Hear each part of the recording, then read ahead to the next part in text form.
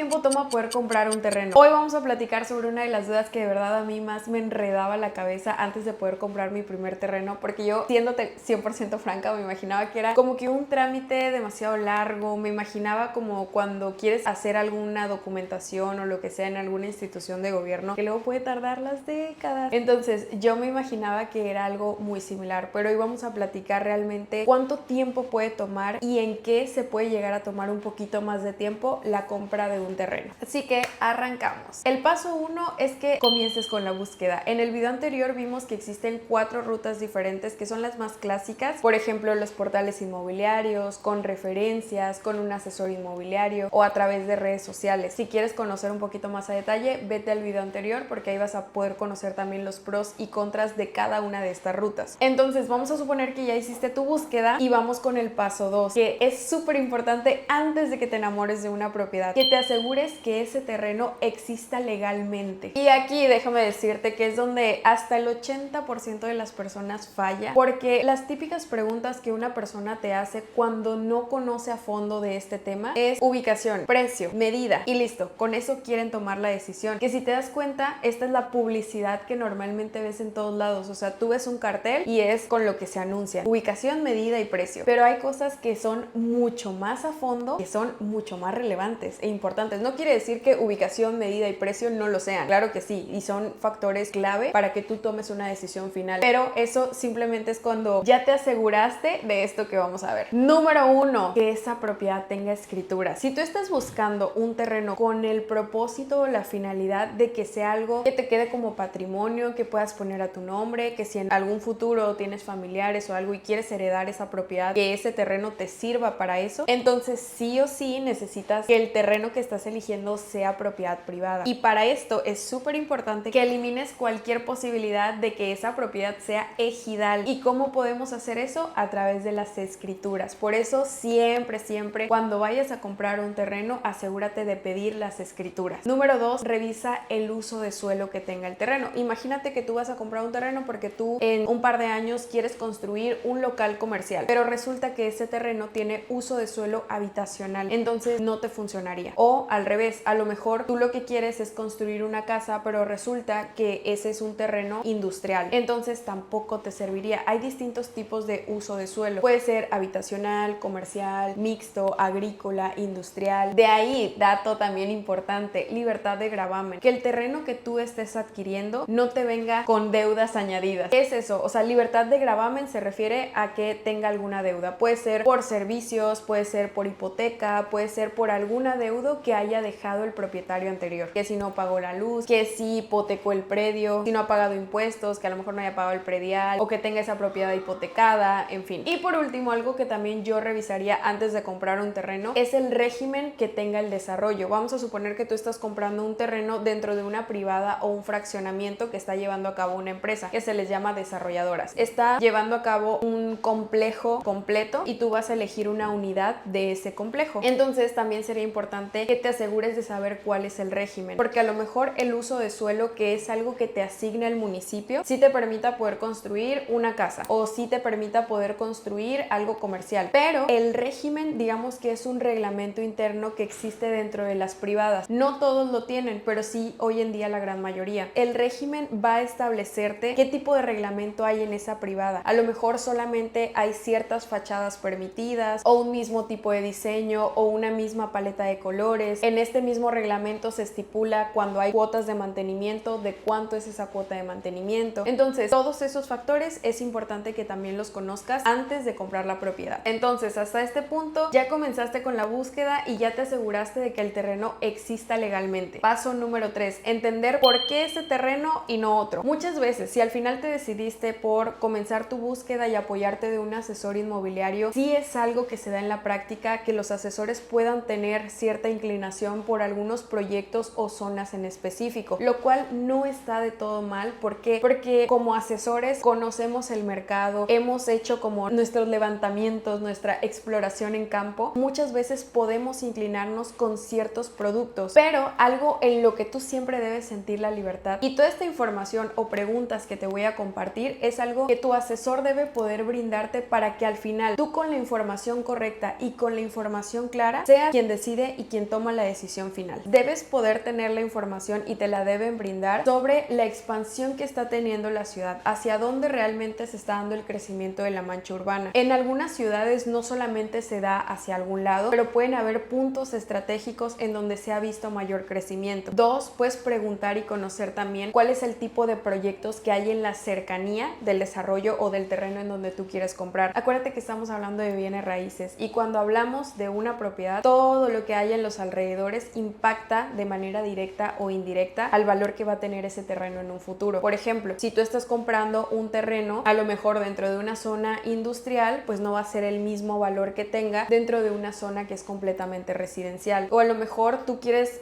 no sé, tu idea en un futuro es tener algo comercial, pero todo lo que tienes en los alrededores se presta para otro giro, es algo mucho más agrícola. O a lo mejor tú quieres tener cierto tipo de casa, pero la zona es de casas de interés social. Entonces es importante que conozcas simplemente para estar seguro que es algo que va acoplado al aprovechamiento que le quieres sacar a ese terreno más adelante. 3, preguntar también sobre los accesos. ¿Cuáles son las carreteras o las vías más cercanas que hay a ese proyecto? Esto puede ser no un factor determinante, pero sí es importante, porque al final el hecho de ya contar con vías pues te da como un panorama del crecimiento de la mancha urbana, qué tan rápido pueden comenzar a llegar los servicios, qué tanta conectividad se está dando a lo mejor con el centro comercial más cercano o con la zona de hospitales, universidades, con las zonas residenciales. Entonces las vías de acceso son un factor clave y yo sí las tomaría muy en cuenta. 4, por ahí también preguntaría sobre la demanda futura. En la zona en donde se está llevando a cabo ese proyecto, ¿qué tanto se ve venir en los próximos años? ¿Hay más desarrolladoras? O sea, ¿existe esa competencia en la zona? ¿O son los únicos de momento? ¿Está apenas comenzando la zona o es algo que ya creció? Estos factores también es importante tomarlos en cuenta. Y por último, yo agregaría que va de la mano los planes urbanos. Hay algunos municipios que todavía no tienen un plan de desarrollo urbano. ¿Por qué? Porque sus catastros y todo esto pues aún están muy a la antigüita. No se han encargado de crear un plan de desarrollo urbano. A lo mejor todavía están muy a las afueras o no ha llegado alguna fuente de inversión fuerte que empuje a comenzar a crear todos esos planes de desarrollo urbano. Pero normalmente, hablándote de aquí de Yucatán, en lo que son los puertos, en lo que es la capital, existe el plan de desarrollo urbano. Entonces sí se puede tener una idea o un pronóstico de hacia dónde se van a impulsar todas las inversiones, el crecimiento, vialidades, etcétera. En resumidas cuentas, acuérdate que el terreno no vale solamente por lo que es hoy, sino por lo que será mañana. Nos vamos con el siguiente paso: apartarlo. Tal cual, como cuando haces una reservación en Airbnb, cuando apartas un hotel, generalmente se da un monto pequeño y este monto pequeño, ya hablando específicamente en las propiedades, te va a permitir congelar el precio que hay al momento. Si a lo mejor tú estás invirtiendo a inicios de año y sabemos que luego muchas veces hacen las actualizaciones por temas de la inflación y demás, o a lo mejor tú estás invirtiendo cuando hay alguna promoción, al momento de hacer tu apartado congelas el precio o la facilidad que te estén ofreciendo en ese momento. También bloqueas ya esa ubicación. Muchas veces en un proyecto no solo hay una persona comercializándolo, pueden haber un asesor, puede haber inmobiliarias, puede haber todo un master broker, pues son propiedades que se pueden llegar a mover rápido o de una manera inesperada. Entonces ya una vez que tú haces el apartado, con eso estás congelando el precio y estás bloqueando la ubicación, así nadie más puede seguir comercializándolo. Comienza oficialmente pues toda la recabación de datos, documentos, enclarecer cláusulas, condiciones, plazos de financiamiento, las características del terreno que estés eligiendo, las penalizaciones en el contrato, etcétera, etcétera. Y ya una vez que todo está claro y asentado, ahora sí se plasma formalmente en el contrato. Siempre todo en papelito. Acuérdate que estamos hablando de una inversión formal, entonces nada debe quedar de palabra, todo debe quedar plasmado en tu contrato. El contrato puede ser variado dependiendo de las condiciones en las que se esté realizando la compra. Puede ser un contrato de compraventa, un contrato de promesa de compraventa, un contrato de compraventa con condición suspensiva, con plazo de financiamiento, con reserva de dominio. Entonces esto va a depender de los acuerdos previos que se hayan realizado, y todo esto desde que se realizó el apartado a que sale tu contrato son aproximadamente 72 horas. Muchas veces puede salir antes, pero este es el plazo promedio. Si te das cuenta, es algo bastante rápido, es algo muy ágil. Y cuando tienes un asesor, tu asesor es quien se encarga de decirte tal cual: mira, se necesita estos documentos, me los puedes compartir, yo me encargo de gestionarlo hasta que salga tu contrato. Eso también pues es algo que te da mucha practicidad, porque no tienes que estar viendo qué paso sigue, si hizo falta algo. Tu asesor es quien va a estar pendiente de todo eso. Y pues listo, una vez que sale tu contrato, se procede a la firma, se se liquida el enganche y en ese momento queda oficialmente arrancada tu inversión. Ahí depende si tomaste el terreno a plazo, si fue una promesa de compraventa, pero una vez que se cumplen las condiciones acordadas, se pasa a la compraventa definitiva. Y aquí es donde entra el notario, el registro público y las escrituras. Esas escrituras, ¿te acuerdas? Las primeritas que pediste al vendedor cuando tú querías comprar la propiedad, cuando tú ya pagaste el terreno, cuando ya firmaste el contrato y demás, ahora tú vas a tener tus propias escrituras en donde el terreno va a estar a tu nombre, y así si en algún futuro tú quieres vender o quieres hacer algo con ese terreno, con esas escrituras ya a tu nombre es como vas a poder comprobar que el terreno te pertenece. Y por si tienes la duda, porque esto es algo que de verdad yo desconocía, era ¿y cómo son las escrituras? Si yo las voy a pedir porque quiero comprar un terreno, ¿cómo deberían verse? Y unas escrituras simplemente son un contrato, pero cuando tú estás firmando un contrato con un particular y lo firman en la oficina o en cualquier lado, tiene validez, pero es un contrato privado. Ahora, cuando ya lo haces ante un notario, o sea, un fedatario público, así sea ese mismo contrato, se convierten en escrituras. ¿Por qué? Porque el notario, el fedatario público, lo sella y da fe y legalidad a que están firmando ambas partes ese contrato. Entonces, esa es la diferencia. Puede ser exactamente el mismo documento, pero en vez de firmarlo solamente con el particular, hacen que un fedatario sea testigo. Y de esa forma deja de ser un contrato privado y se convierte en escrituras públicas. Con esto podemos ver que la parte más tardada de invertir en un terreno es todo el pre. Es cuando te informas, cuando te aseguras de lo legal, cuando te asesoras, cuando realizas el análisis. ¿Por qué? Porque una vez que se comienza el trámite es bastante rápido y puede tomarte alrededor de 72 horas a 5 días hábiles. Comprar un terreno no es difícil. Lo difícil es encontrar uno bueno, porque terrenos hay miles, pero los que te van a cambiar el patrimonio son pocos. Pero bueno, me da muchísimo gusto que tú estés aquí. La mayoría de las personas no compra terrenos no porque no pueda, sino porque ni siquiera conocen ese caminito. Pero tú ya estás por acá. Espero que sigas viendo todos los videos. Dale suscribir y prende la campanita para que estés pendiente de los próximos videos. Déjame también en los comentarios si vas teniendo más dudas que te gustaría que platiquemos por acá. Y ya sabes, date chance de invertir. Yo soy Capi y nos vemos en el próximo video. ¡Chaito!